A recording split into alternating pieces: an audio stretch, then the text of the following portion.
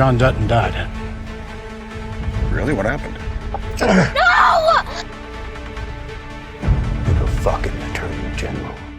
Yellowstone will be the death of me. I'm just saying, the show first played with our emotions by postponing the release date for Season 5, Part 2 for years.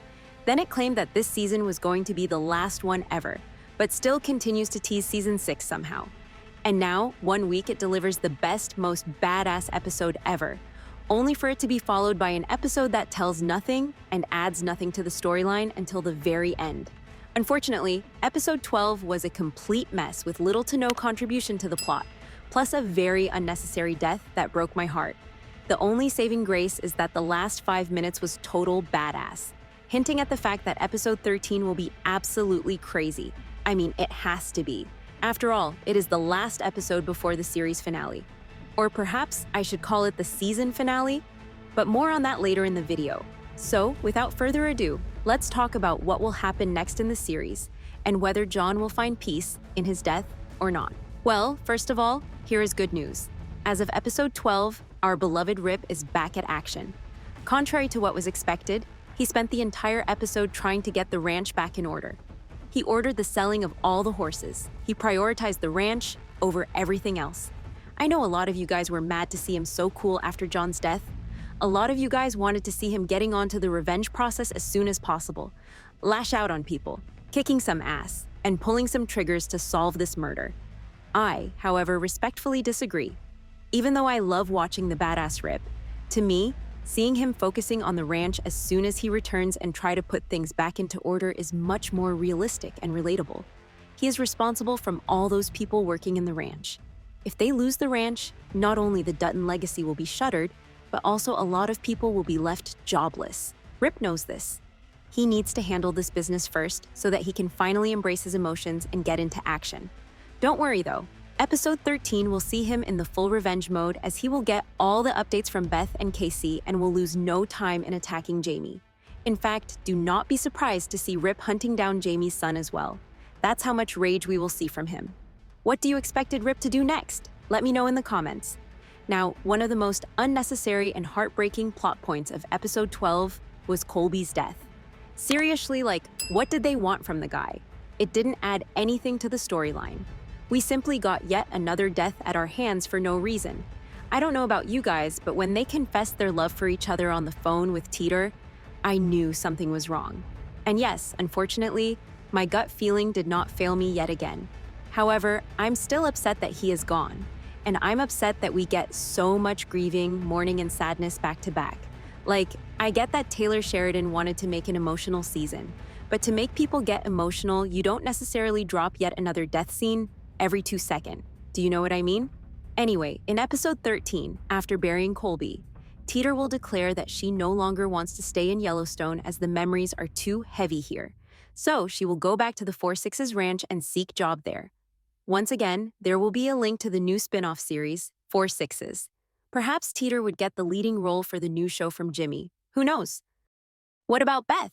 Well, in episode 12, Beth became a mother again. I guess with John gone, she realized the importance of the family once again. This realization will move to the next episode as well, as we see Rip, her and Carter having family moments again. She will realize next episode that for the rest of her life, all she wants is to have a calm, peaceful family with little to no drama, no ranch fights, no nothing. But before getting to that point, she has one last job: to get rid of Jamie for good. Speaking of Jamie, what an idiot he is, isn't he? Seriously, is he getting dumber every new season, or is it just me? I genuinely cannot believe how idiotic he acted towards the detectives. There is no way an attorney general would act so impulsive, so in a panic mode in such a situation. No way. I get that Sheridan wants to finish the series as quick as possible, but come on, you guys, making Jamie dumber won't get us there. Seriously, the years-long beef between Beth and Jamie loses its charm because one side of the feud is basically stupid. So why would I get excited for a showdown between the two? At this point, I don't expect a single smart move from Jamie.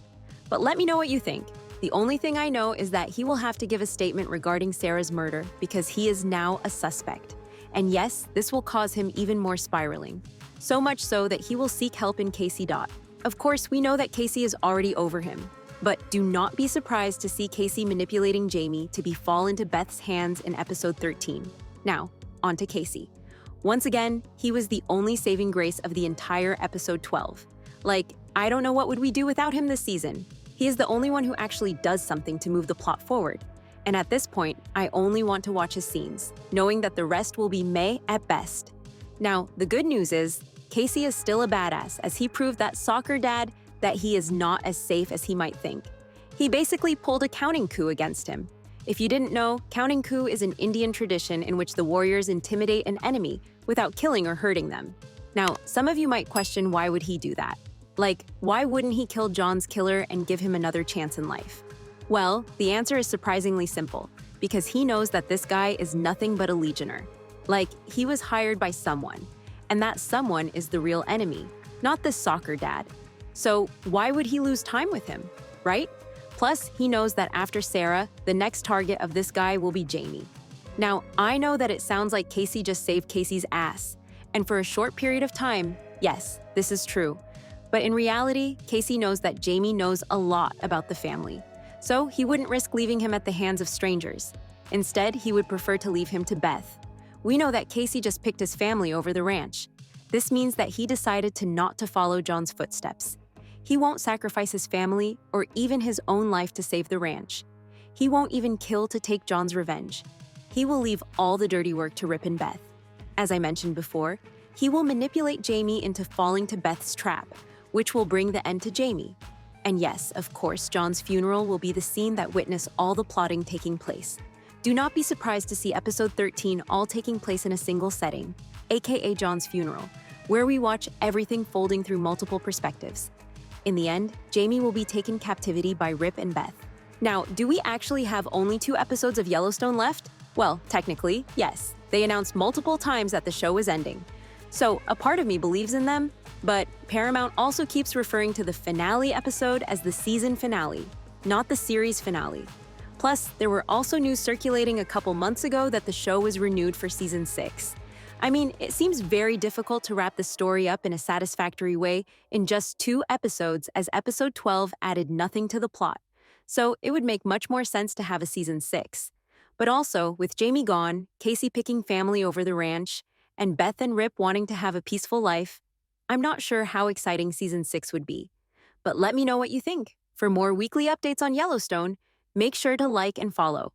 If you want to know what will happen next in 4/6's, the new spin-off series, watch the video on the screen.